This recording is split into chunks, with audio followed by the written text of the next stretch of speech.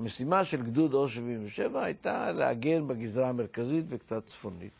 אבל כמו שבתחילה המלחמה, לוקחים ממני פלוגה אחת לפה, פלוגה אחת לפה, אני נשאר עם שתי פלוגות, מצמצמים לי את הכוחות, כי היה לי גדוד ענק יחסית.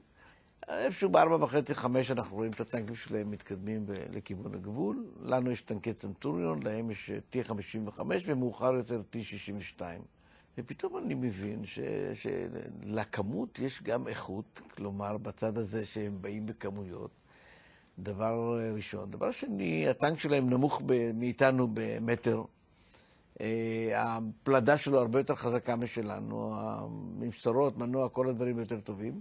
המנוע, התותח שלו שמאוחר יותר היה 92, זה 115 מילימטר, הוא ב4 קילומטר פוגע בפגז ראשון.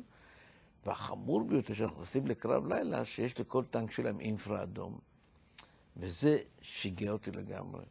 כלומר, הם השתמשו בפרוז'קטורים אינפרה אדום, כאשר אנחנו לא יכולנו להגן על עצמנו. עכשיו, החוסר אונים הזה בלילה, כאשר המפקדים הצעירים שלי, בני ה-19, בני ה-20, כל אחד אומר, לא מסוגים לבלום אותם. אז מה אתה אומר, נדליק פרוז'קטורים, כמו שעשינו באימונים, מי ידליק פרוז'קטורים? והייתי צריך לתת פקודות שלא סבירות מבחינת, זה לתת פגזים לכיוון ממנו שהם מגיעים, ולתת להם תחושה שכל הצבא הישראלי עומד מולם. וכל פגז בלילה הזה עושה אבוקה ענקית של אש, והתחלנו לראות לתוך הזה, והם נכנסו בתוכנו. אחד מהטנקים עמד 5 מטר מימיני בתוך העמדה שלי, ואני לא ידעתי שזה טנק סורי בכלל.